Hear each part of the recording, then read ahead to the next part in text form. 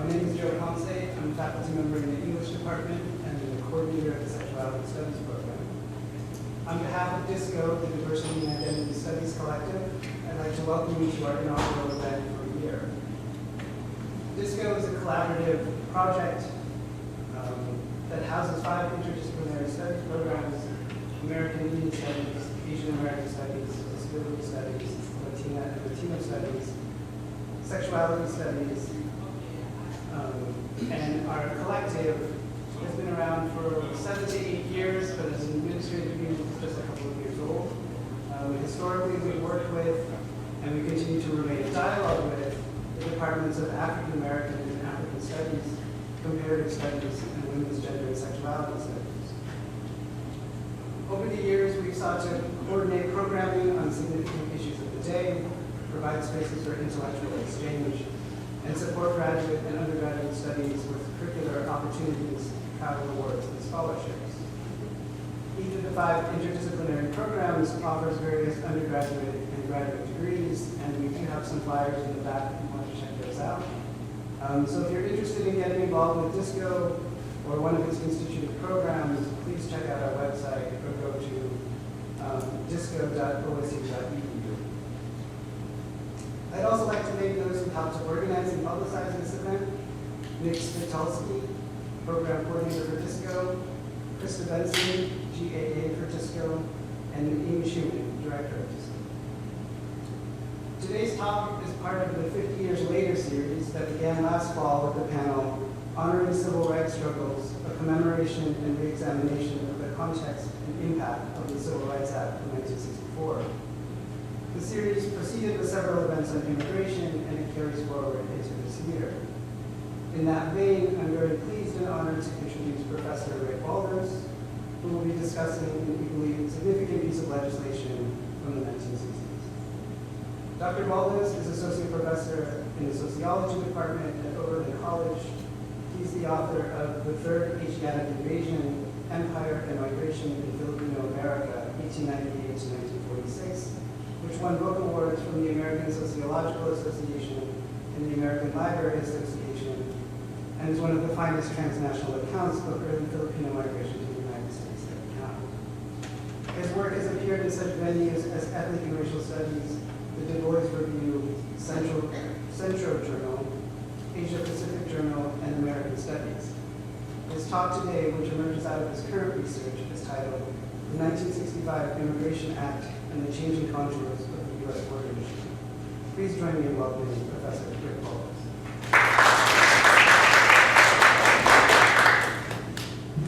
Thank you for coming. I'm going to try to be slightly taller than normal. Thanks to Joe and Nick for helping to get this put together. It was exciting to be in Columbus, although it's sort of different without Judy Wu here to brighten up the room. She's missed for the whole state, as someone in the Cleveland area. The loss is felt. Its reverberations go a long way. So I'm talking about a new research project, newish research project today on the 1965 Immigration Act. As many of you know, October 3rd, this coming Saturday, will mark the 50th anniversary of the passage of the 1965 Immigration Act, also known as the Hart-Celler Act, which President Lyndon Baines Johnson signed into law at a public ceremony held at the Statue of Liberty. This year, in 2015, also marks the 35th anniversary of the Refugee Act of 1980, the 25th anniversary of the 1990 Immigration Act, and next year, of course, will mark the 30th anniversary of the Immigration Reform and Control Act, IRCA, signed into law by the notorious open borders advocate Ronald Reagan in 1986. This cluster of major legislative initiatives reminds us that immigration and border policy has been a recurring arena of political action over the past half-century. The 1965 Immigration Act is rightly celebrated for dismantling the infamous national origins quota system that gave special preference to immigrants from Western Europe, while effectively barring newcomers from Asia and severely curtailing immigration from Southern and Eastern Europe. While the egalitarian ethos of the 1965 law is often hailed as a civil rights victory, its legacy, I want to suggest, is far more complex. Whether intentional or not, the law spurred a major shift in the demographic character of the immigrant population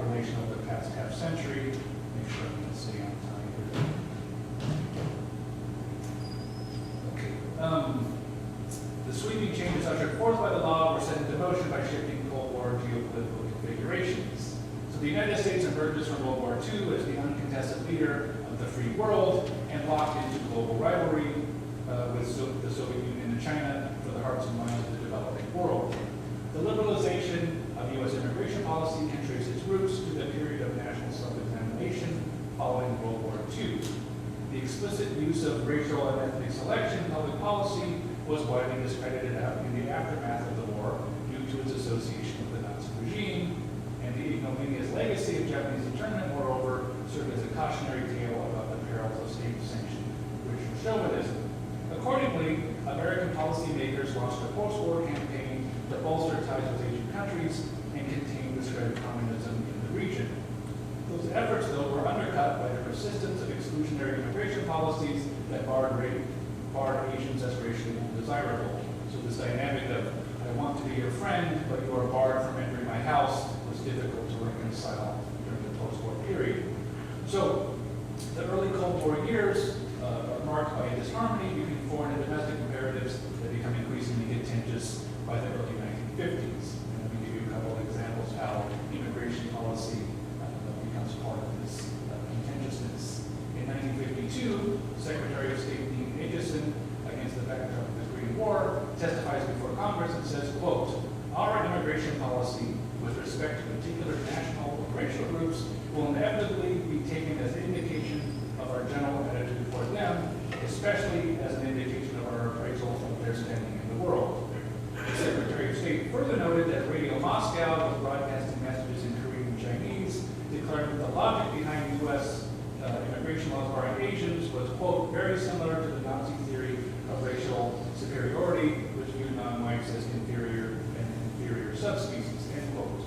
In the same vein, Deputy Attorney General Nicholas Katzenbach warned that, quote, "the national origin systems harm the United States in still another way. It creates an image of hypocrisy which can be exploited by those who seek to discredit our professions of democracy," end quote. Consequently, U.S. officials worked to address changes and worked to address charges of systemic discrimination as part of a larger geopolitical strategy designed to rehabilitate America's global image by resolving the glaring incongruity between the Ehrenvogt democracy practiced at home and the egalitarian principles the U.S. promoted abroad. Nativists, however, remain committed to the belief that America's status as a world power can only be sustained via the demographic domination of its white Anglo-Saxon Protestant cultural base, and frequently invoke the language of national security to defend restrictions to immigration policies as necessary for the nation's survival. To just give you one example of this sort of native line of thinking in the early 1950s, this is from Senator Strom Thurmond defending the national origin system. Quote, "The U.S. must preserve its identity. Nothing is more natural than preference based on identity," end quote. While the post-war climate was favorable to reform, the road to the 1965 Immigration Act did not follow a straight path. The McCarran-Walter Act, passed in 1952, married old-line restrictions thinking with Cold War paranoia about the infiltration of alien subversives. Following the ethno-racial formula of earlier policy, the McCarran-Walter Act allocated 85% of the nation's immigration slots to Western and Northern Europe and implemented new provisions to exclude and deport suspected radicals. President Truman vociferously campaigned against the McCarran-Walter bill, arguing that its extension of the national origins quota system harmed the foreign policy interests of the United States, but Congress easily overrode Truman's veto. This discord between the executive and legislative branches regarding immigration policy would continue through the 1970s. The McCarran-Walter Act's allocation of a meager quota of 100 immigration slots per year to the so-called Asia-Pacific Triangle underscored the continuing salience of racial anxieties, which became even more pronounced as the United States protected its military power abroad to contain the spread of communism in Asia. The racial underpinnings of the McCarran-Walter Act, however, went much deeper than the paltry quotas it granted to countries in the Asia-Pacific Triangle. For instance, a person of Asian or mixed Asian descent born in another country, let's say England, still counted against the quota cap of the country that they traced their Asian ancestry to. So what this meant in practice was that a person with a British father and Chinese mother born in London still counted against the Chinese cap, not against the England cap, which again was manufactured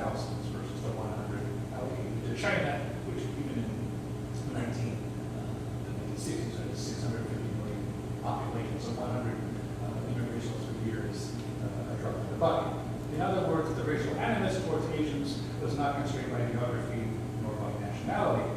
The standoff between the executive branch and Congress regarding immigration policy would be a recurring conflict throughout the colonial period. Officials from the White House and State Department increasingly viewed the selection regime that excluded people based on described attributes like ethnicity and nationality as a political liability, insofar as patently racist immigration policies undermined the U.S.'s moral standing at a time when anti-colonial politics were sweeping across the developing world. A series of refugee crises during the 1950s and 60s involving population groups fleeing communist regimes created added pressure to open the nation's door to be uprooted. Political fissures in Congress, however, impeded executive branch efforts to overhaul the nation's immigration regime. Consequently, President Truman began using executive orders to circumvent Congress, a tactic later continued by Eisenhower and Kennedy, who also wielded emergency parole powers authorized under the McCarran-Walter Act to admit large numbers of displaced persons outside restricted quota limits. Geopolitical turmoil provided an opportunity for reformers to outplay isolationists, and liberals employed the language of human rights to paint restrictive immigration laws as damaging to the moral standing of the United States. How, they asked, could the United States denounce communism as a totalitarian system, yet not open its borders to those fleeing communist regimes? Over the next decade, presidential parole powers were used to admit tens of thousands of Hungarian, Chinese, Korean, and Cuban refugees with little public opposition from Congress, setting the stage for a more wholesale change in the management of American borders. By the early 1960s, a broad coalition of domestic pressure groups, including ethnic organizations, church associations, and labor unions, threw their weight behind the campaign to abolish the national origins quota system. One striking dimension of the 1965 Act story is the near total absence of the business lobby in pushing for reform. So groups like the Chamber of Commerce, the National Association of Manufacturers, right, two big political heavyweights who were always lobbying about this or that, were completely on the sidelines in this particular debate. Another striking absence is Mexican American organizations, who just years before had played a pivotal role in the Bracero program. On the 1965 Act, there's no significant kind of presence there in terms of lobbying for or against. John F. Kennedy, first as senator, then as president, emerged as the nation's most high-profile proponent of reform in the 1950s. Kennedy worked closely with Jewish American leaders, publishing the influential volume of Nation of Immigrants, which was co-written with the Immigration League, which set out to reframe the immigration debate by highlighting the myriad contributions of immigrants to U.S. society. Kennedy portrayed admissions policy rooted in ethnic and racial discrimination as incompatible with the spirit enshrined in the Declaration of Independence that, quote, all men are created equal. Jewish intellectuals played a vital role in the push for immigration reform, speaking forcefully about the U.S.'s discreditable indifference towards refugees during World War II, and effectively framed liberalization as a chance to redeem the nation's missteps and model a new liberal consensus on matters relating to admissions policy. Kennedy's assassination temporarily delayed the push for reform, but the Johnson administration would eventually embrace overhauling the immigration system as a key part of the civil rights agenda. Reformists turned the tables on isolationists, repurposing Cold War rhetoric to boost the case for liberalization. They argued that defenders of the national origin scheme unwittingly embraced communist ideology by espousing a form of collectivist thinking that judged people as undifferentiated members of ethnic and national groups rather than as individuals. An immigration system that excluded people based solely on group membership, liberals asserted, was incompatible with the American democratic tradition, which venerated individual rights as an elemental property of Republican citizenship. Large Democratic majorities installed during the 1989 Congress and changes to the congressional committee structure bolstered the campaign for immigration reform. The Hart-Celler bill proposed a new admission system organized around so-called preference categories that prioritize family reunification and high-skilled labor. Warnings from conservatives that eradicating the national origin system would lead to a flood of unassimilable Asian immigrants sought to tap into latent anxieties about racial encroachment. Reformists sort of responded by downplaying these concerns, noting that the bill's emphasis on family reunification would not significantly benefit Asians since they made up less than 1% of the U.S. population at the time.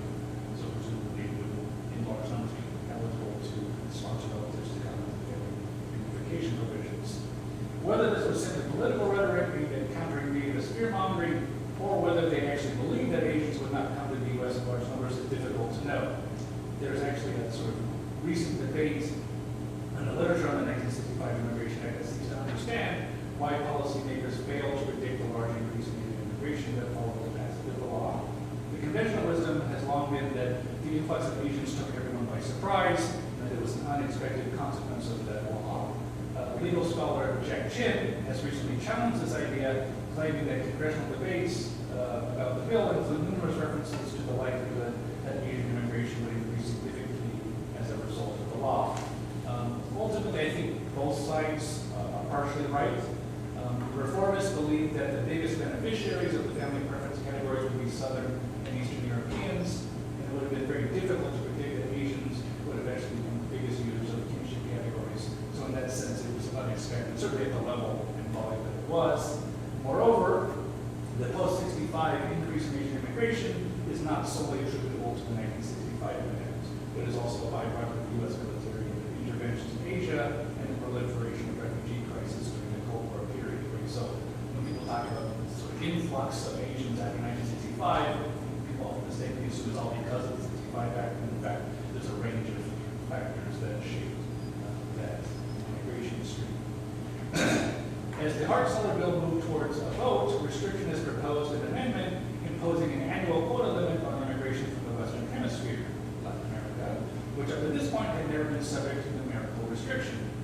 Nativist leader Representative Michael Fegan, who actually represented the district right currently in Cleveland, so this is sort of a sad note, argued that if reformers genuinely wanted to eliminate the favorable treatment of the national origin system in U.S. immigration law, then you also had to end the preferential treatment according to Latin American countries, which up to that point faced no quotas. Right? So this idea of sort of trying to flip the script on the reformists, saying if you want to get rid of sort of preferential treatment in immigration law, you can't impose quotas on the Eastern Hemisphere and not the Western Hemisphere, because that would mean that people from the Western Hemisphere had sort of more favored status than people from the Eastern Hemisphere. The State Department was sort of clever argument. He wasn't seriously concerned about being an egalitarian principle. He just wanted to, if they were going to let in Asians, he wanted to include someone else. The State Department forcefully imposed Western Hemisphere immigration quotas, declaring that they would violate Roosevelt's good neighbor policy in Latin America and generally damage the spirit of Pan-Americanism the U.S. was attempting to model in the region during the 1960s. While the Johnson administration viewed this proviso as harmful to U.S. relations with Latin America, they were forced to concede on this issue to get the legislation passed. One of the striking takeaways from the LBJ presidential papers is that the addition of this Western Hemisphere quota was really a last-minute add-on. They thought they had a bill without any quota going into the final month before it was going to get voted on, and then Fegan sort of successfully added this amendment and threatened to bottle up the bill if they didn't include it. So there was the Johnson administration made that sort of calculus that they wouldn't be able to get a vote on the bill if they didn't concede on this issue. So the new system established, meaning the Hart-Celler system, established annual quotas of 170,000 immigration slots for the Eastern Hemisphere and 120,000 slots for the Western Hemisphere, with no country allowed more than 20,000 visas per year. This is sometimes known as the uniform country cap. Every country has the same number of slots, 20,000. The 1965 Act nearly doubled the number of admission slots granted under the previous system, so that's quite significant. The majority of visas, 74%, were allocated to family reunification categories, 20% went to employment-based categories, and the remaining 10% were reserved for refugees. Two unintended consequences of the 1965 Act are among its most enduring legacies. The first, of course, is the dramatic increase in Asian immigration to the United States. Just to give you a sense of how this played out. The European and Canadian share of legal immigrants fell from 60% in the 1950s to 22% in the 1970s. By contrast, the Asian share of legal immigration rose from 6% in the 1950s to 35% in the 1980s and 40% in 2013. We're still talking about a sort of massive transformation. In 1965, Latinos comprised about 5% of the U.S. population. By 2010, Latinos had overtaken African Americans as the largest minority group, making it about 60% of the U.S. population. Among young people, these percentages are considerably higher, and of course, there's a growing percentage of Americans with mixed race background, worth noting that white percentage of the U.S. population has fallen about 20% since the 1965 Immigration Act was passed. So the uptick in Asian immigration to the U.S. is largely attributed to the phenomenon of chain migration, whereby a U.S. resident of Asian descent sponsors a family member who in turn sponsors their kid. As I mentioned earlier, the increase in Asian immigration in the U.S., or the increase in Asian population in the U.S., is also a consequence of the U.S. infiltrating interventions in Asia. That's where the arrival of war brides, Korean orphans, and refugees from Southeast Asia. The 1965 Immigration Act's implementation of a Western Hemisphere quota also dramatically altered the character of the Latino community in the United States. By curtailing the supply of Mexican labor to the American Southwest, at a time that demand for service sector and skilled labor remained high, the law occasioned a large rise in undocumented immigration across the southern border. Efforts to stem the circular flow of migrant labor across the U.S. and southern border over the past 5 decades. The punitive enforcement have been ineffectual and unintentionally have led to an increase in the population of Latinos living in the U.S. since labor migrants are now more likely to stay permanently in the U.S. and find roots rather than risking a return trip home across the border colonies. A few lessons from the 1965 Act can help to guide current debates about comprehensive immigration reform. Not that I'm going to ask you.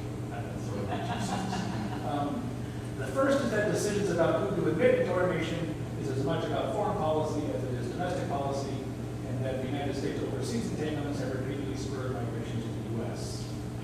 Another is that an immigration system that fails to harmonize admissions criteria and domestic labor market demands is likely to produce dysfunctional results. Despite the natural inclination to embrace the egalitarianism of the 1965 Act as a guiding principle of our immigration policy, well, you might ask it whether this system is the best way to manage our borders. Or anything most people think of egalitarianism as something we should always embrace, and I want to suggest that may not be true in this case. For example, does it make sense that Luxembourg and Mexico both have the same number of yearly quota slots? The histories and economies of the U.S. and Mexico are historically and geographically intertwined in ways that the U.S. and Luxembourg are not, yet they meet the same number of slots. And then lastly, while many celebrate the 1965 Act for its vanquishing of discrimination, that isn't quite true. We got rid of one set of exclusionary criteria and replaced it with another. A preference system is also by definition a discriminatory system, since those without the preferred attributes have little chance of getting into the U.S. Preferred categories presume that there's or unpreferred categories, people who don't have family members in the U.S., who don't have the skills that are valued by our immigration laws. In other words, why should people with family members or professional skills get favored status at the expense of someone without family members in the U.S. or without educational credentials?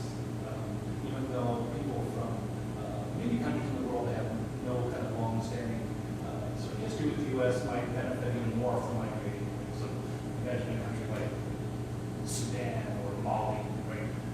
The value added in someone from one of those countries migrating to the U.S. is significantly greater than it is from a place like Mexico, which is sort of more industrialized country. So let me stop there with my sort of recommendations for trying to address the current stalemate over comprehensive immigration reform. Well, I will say that for a number of reasons, the prospects for comprehensive immigration reform seem dim right now.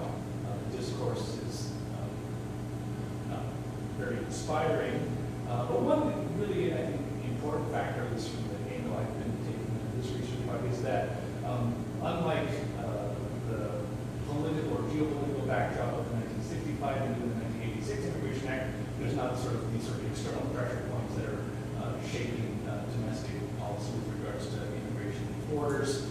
So without that kind of external pressure of Cold War rivalries, it's hard to imagine a consensus emerging that would allow for some kind of, at least the kind of reform that most of us are interested in, like a sort of liberalization rather than a more restrictive kind of reform.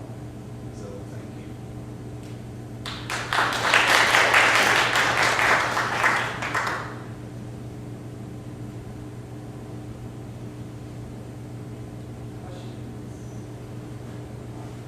Yes. Good to see you again.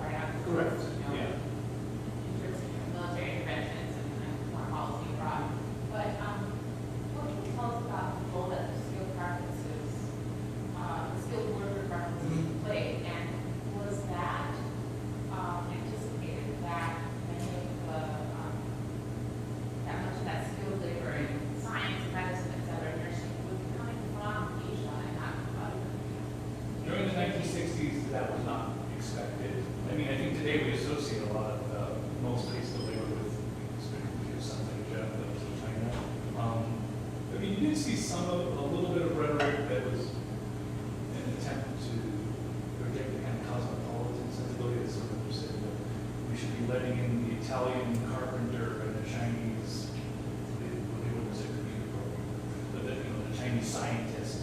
But ultimately, there's not, I mean, strangely, there's very little discussion, certainly at the level of the executive branch, about who would come. I think there's a underlying sense of common sense that, well, the Southern Eastern Europeans have been locked out. We know that there's lots of long waiting lists for Jews and people from Italy and Portugal and Greece, and they were the most probably vocal and ethnic organizations. So there was, I think, just an assumption that turned out to be incorrect, that they were going to be the primary migrants, both in terms of family and professional nations.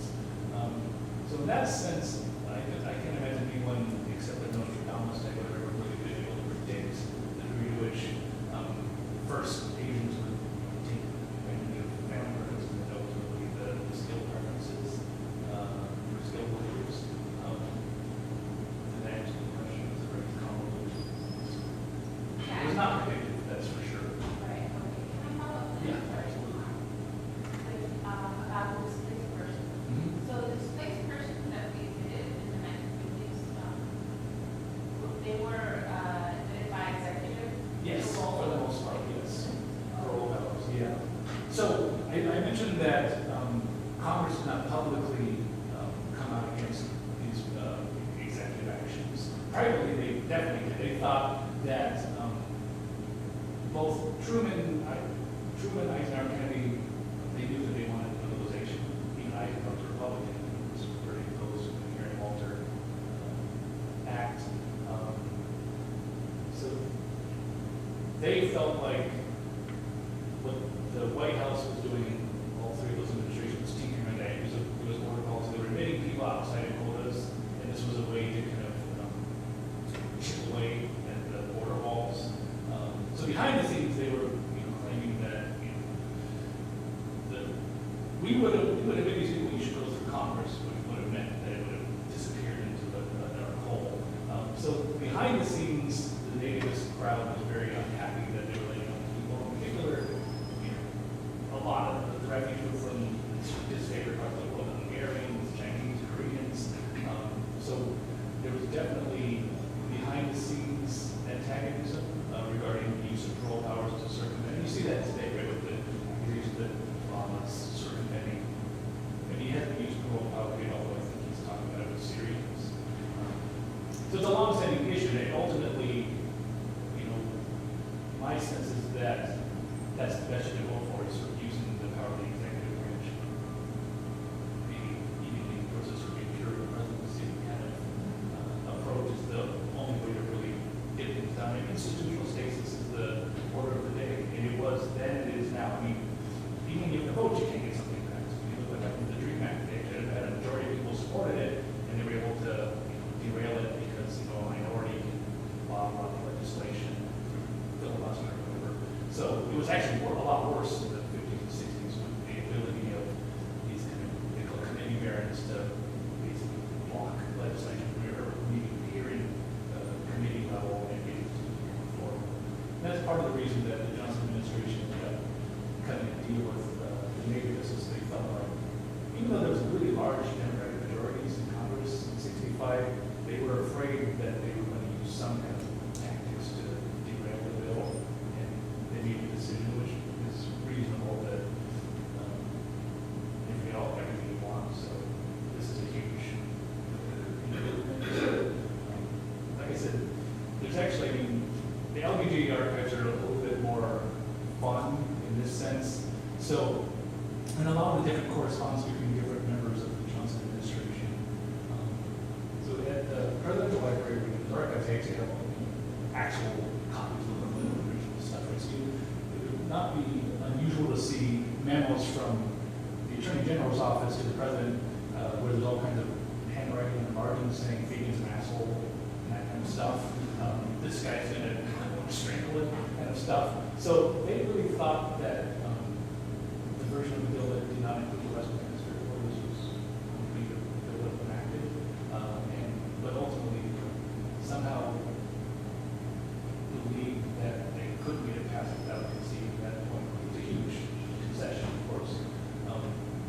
part of me, I mean, I wasn't around for sure, but I wonder if they might have been able to still get it passed. Maybe it was just a sense of why purple people, I don't know.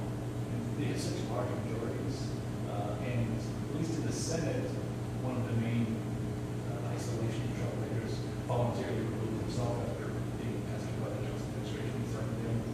And strangely, because JFK was a huge early voice for reform, this was he's ended up removing himself from the chair of the immigration committee in the Senate and was replaced by Teddy Kennedy, who's of course a huge champion of those reforms. So, the discourse that's so pervasive today of the distinction between the economic migrant and the displaced person who's displaced by political antagonisms, is, you're saying, also at play there. Mhm. And so were the executive decisions then framed primarily as attempting to displace persons, or were they in those days more combining the economic and the displaced working? I'd say it was more, they were successful in the sense that it was very difficult, again, within this sort of Cold War rhetoric about the totalitarianism of communism. It was very difficult for the isolation to defend not opening the nation's doors to people fleeing communism. And I think rightly, these executive branch leaders who were in reform didn't see this as a way to kind of chip away at the isolationist restrictions policies. Remind me of the first I was, one. well, I was interested in how the discourse of today Oh, yeah. really has that pervasive distinction. Absolutely. That is probably a false distinction, but it's a distinction between the economic migrant and the displaced person. That's right. I mean, there's sort of worthy versus less worthy. Well, and why economic migrants would be less worthy is interesting. And I'm interested in the history of when that settled in, because there's the discourse before that of the country that needs the economic migrants. And as you said, the legislation comes right at the moment when they're still very much needed, economic migrants. Yeah, so I think it's probably true that it's a combination of factors, it's sort of the Cold War rivalries, but also, I probably didn't emphasize enough, the kind of very embarrassing legacy of the Holocaust and the U.S.'s treatment of Jewish displaced people really helped to sort of allow reforms to take, and many of whom were Jewish, including not only Jewish intellectuals and like academia and Jewish ethnic groups, but also a lot of Jewish members of the Kennedy and Johnson administration. So we're able to take the moral high ground on issues of sort of displaced people, and then one can make the case, and I don't have quite enough evidence to make this case yet, but it's almost a sort of death by 1,000 cuts. Right? The 65 Act really was in trouble by the time it passed. With all these different sort of private bills and executive orders to allow previously barred groups, lots of Chinese came in, Koreans came in, despite the Asiatic or the Asian Pacific triangle. So that also, I think changes the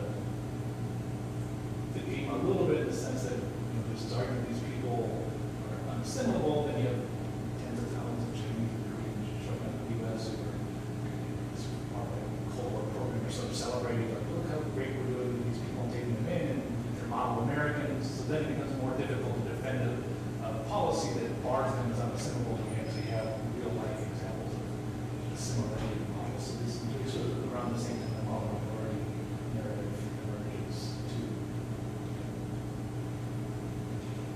Cold War stuff.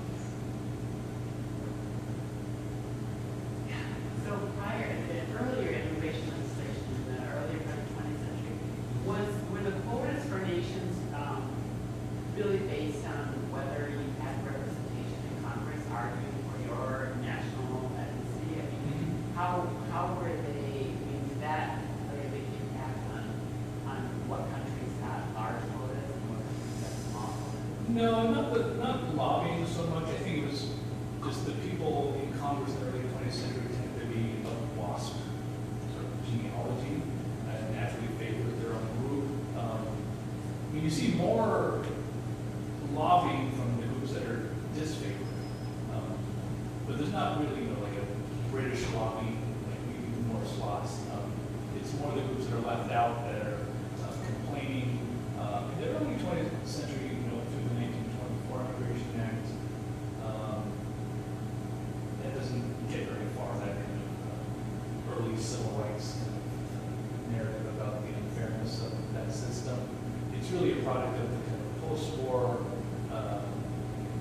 despicable legacy of the Nazis, and embarrassment about internment, as well as sort of new sort of political rhetoric associated with anti-colonialism, sort of trying to tunnel white domination. There's also the role of different, what we call expertise intellectuals associated with like UNESCO and the UN, who are dismantling racial science because it has legitimacy, and highlighting the degree to which U.S. policy at that point was still rooted in that kind of indefensible ideology. And that's where I think a lot of the kind of ethnic organizations really start to make inroads. As racial science is vanquished, they're able, and these are also people who've been in the U.S. for decades. Whatever narratives about unassimilability were no longer very compelling. These are very die-hard Americans. So you see lots of letters in the presidential papers, both at the Kennedy Library and the Johnson Library, from these endless number of, American Congress of Jewish Women, Sons of Italy, Toledo Greek Club, Japanese Americans of Wyoming, where this is massive amounts of organized, orchestrated campaigns from marginalized groups seeking to add their voice to the kind of push for reform. And ultimately, I think it does matter in the 65 Act. There's a sense that this is certainly geopolitically it's untenable, but I think also domestically there's a sense that this is very large group of ethnic Americans of all stripes who have now had kids who are voters in the U.S. and continue to treat them as inferior or unwanted. It's not a very politically smart thing to do. And there is for sure you do see some correspondence from congressmen who are in large immigration populations who are a little bit more vocal about doing something. Although the guy who, Hart Celler, the second part of that is Emanuel Celler, he was an interesting character, a New York congressman, Jewish, who he was actually lobbying to end he opposed the national organ system when it was passed in 24, and he kept pushing against, he was around for a long time, so he was active in the late 20s through the 1960s, and eventually, his name was on the bill, but he was a very kind of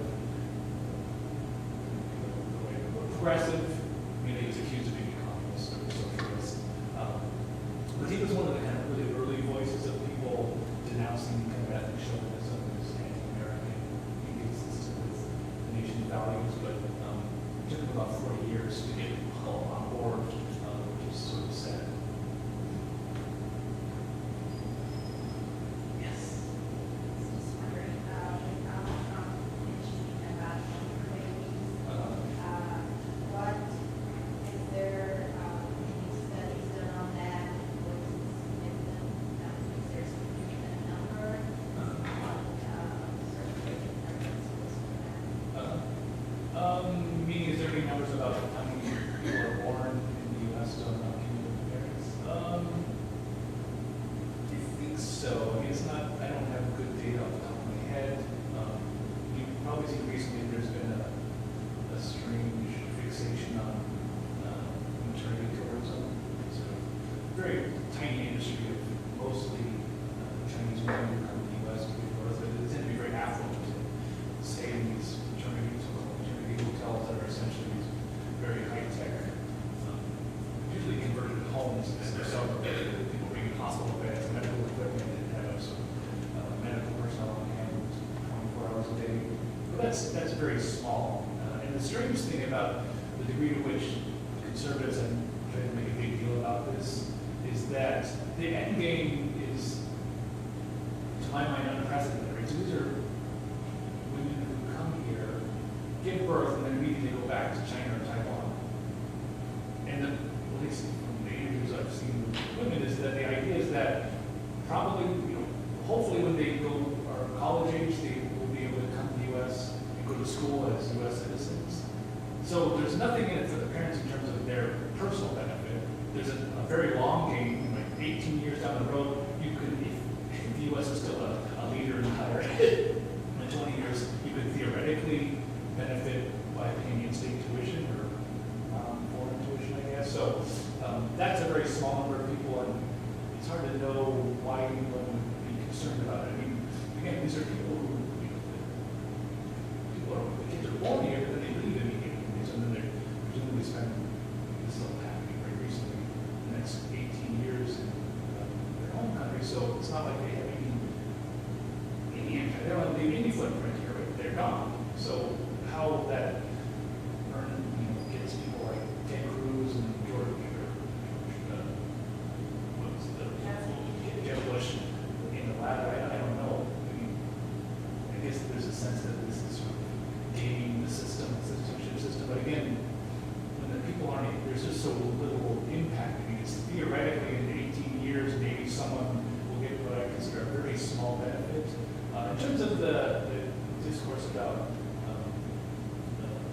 Mexicans in particular, but Latinos more broadly, that has some traction, and I'm sure read about this recent, but it appears to be an arbitrary campaign in Texas to deny birth certificates to undocumented parents through a sort of complicated sort of municipal rules where they say without a particular kind of ID, we will not issue a copy of the birth certificate for your child. So for the past at least 20, I think maybe 30 years, they've accepted the consular IDs that are handed out by the Mexican government to citizens who use that ID as their primary ID in the U.S.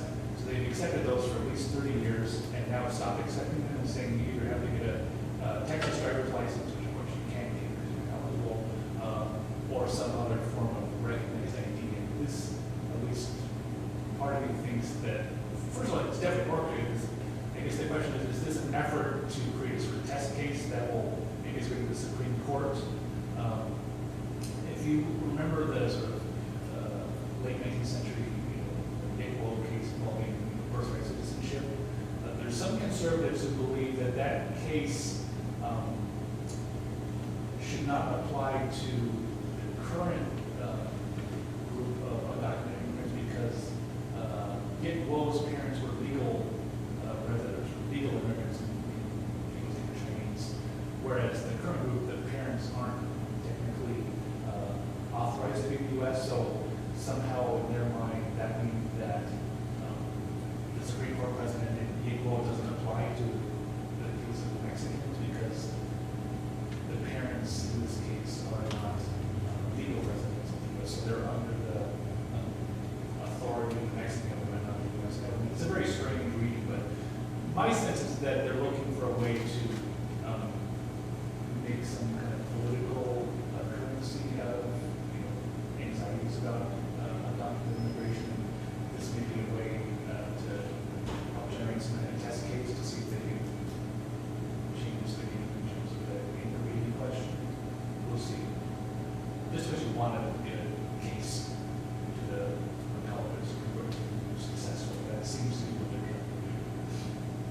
I mean, I think there's at least 200 or 300 parents that have some kind of class action lawsuit in Texas trying to overturn this decision, but it's going to be played out in the next at least months, maybe years.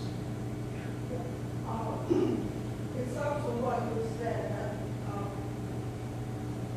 for the 1965 law, at the time that it was being debated, it was a matter of shall we open the doors or not. Yes.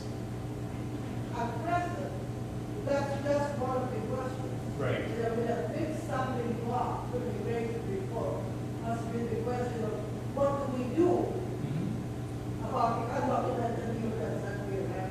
Right. To resolve this, we can't talk about opening the doors. Yeah. Was there any problem with that in 1965? I think it's an ongoing on this there's sort of related questions, you know, decoupling admission from political status, or you can admit people like through a reserve program and then not give any political rights, and that generally is when conservatives talk about wanting immigration reform in their most generous sort of, you know, as they tend to talk about, we're willing to consider a guest worker program. In other words, we'll take their labor, but political rights are off the table.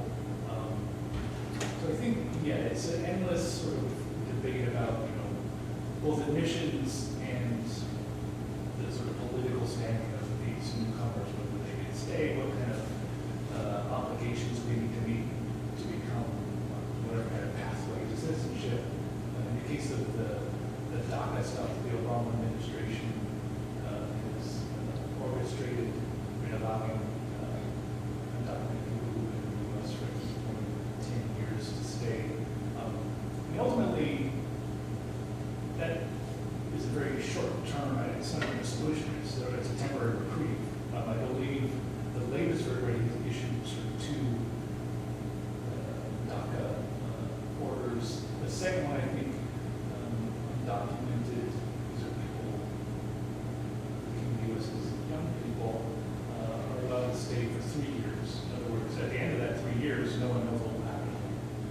Maybe they'll be able to stay, maybe they won't. So it's really a temporary reprieve. This is ultimately about the rights that will be available to these people. There's a contingent of people who are willing to open the doors, but as long as, you know, they remain a sort of discrete category of the national labor supply, and sort of raceless guest worker type population. So they're willing to open the doors, but not inviting people on vacation maybe. That's terrible. But yeah, opening the door temporarily, but certainly not needing movement on, you know, a very reasonable and clearly defined pathway that would have residency or citizenship. In some of the proposals, you see 12 years, 14 years, and it's really not clear what rationale is. If you've already been in the U.S. for 10 years and you say, I'm going to start the clock now at another 12 years, it's a little bit overkill. Yeah. Yeah, well, to connect that to the non-question, there's about the non-migrants versus, you know, people who displace like, or, and to answer, question. You know, going all the way back to the 1790 law, you know, we excluded or prohibited people who were political farmers or farmers or, you know, Like the local charge. right, like if you were in charge. So there's always been that undercurrent of seeing people economically as undesirable Yeah. migrants, right? So that seems to run through this. But what's very interesting is that part that you're saying that the Western Hemisphere quotas were a last minute addition to the That's bill. right. Because I imagine that part of the reason that, well, that's been why Mexican Americans were lobbying against, you know, Came too late. to the law, but also in the 1960s and 60s, among some Mexican Americans, there was a lot of opposition to the documented immigration. Absolutely. Right, so like the American GI Forum and, I'm like, I'm saying right now, Save the shuttle. yeah, there's, John was, Also, yeah, hostile to them. So that explains a lot of why the bill took the form that it did and why those skilled urban preferences and Hispanic preferences were the ones that made their way in there. yeah. I mean, when I started off teaching the immigration class this semester, a lot of the students, so the first thing we were talking about was when the Syrian crisis really was happening. A lot of the students said, seemed kind of uneasy, said, well, our students are very, they don't censor themselves, so they felt like there was something that I was describing as migrants. I also described as refugees. The fact that I also described as migrants was how problematic it was. That's where a lot of it was problematic. And I sort of, you know, I understand where they're coming from. but you know, at least for a lot of people, poverty is a form of violence. So economic migrants, in my moral calculus, are not any less or more deserving than political migrants or what we call refugees. So I think ultimately that distinction is a sort of conservative one, with separating economic versus and political migrants. And I think as a strategy, I don't think it's a very good one. It's artificial also. Yeah. Yeah, well, it's not the case in other countries, you know, even places like Australia that have such anxiety about Right. many immigrants are not differentiating, they're not calling political migrants fraudulent and economic migrants, it's only here. Yeah. And it's our particular history that is so carefully articulated, that shows us how we got to this point where we think we can distinguish, or that we might want to distinguish between them, because in England, they don't distinguish at all. That's not, they have tremendous anxieties, but not about that, and not about someone pretending to be a displaced Yes. person, but actually they just want to improve themselves. Yeah. That's our American, right? But I think it still remains very difficult to make a case against taking refugees versus as much as you make a case against stopping economic migrants, or to make the case that they're somehow their situation is not urgent in the way that political migrants are. Well, especially with the Syrians, one of the things I think we'll see increasingly is that a lot of the Syrians who've been moving into Eastern Europe are moving from secondary refugee sites. That is, they're not coming from Syria, they left Syria. Yeah. And now they're finding life untenable, say, in Turkey or somewhere. Right. And so they're moving not from Syria. So what does that mean, right? If you're leaving Turkey, where are you? Yeah, exactly. Well, I think that's another example of, you know, in terms of my own case, sort of U.S. sort of meddling abroad and sort of leading to kind of a blowback with refugees and migrants. I mean, Syria is another case of that where the U.S. got mixed up in a lot of the Syrian civil war, leading to a huge, it's 6 million people now. And then, you know, when it comes time to pay dues, I mean, I guess they're talking about taking in 10,000 Syrians next year, but that's a really drop. You're talking about 6 million people, that's not much. But again, that's another one of these maybe unintended consequences isn't the right word, but certainly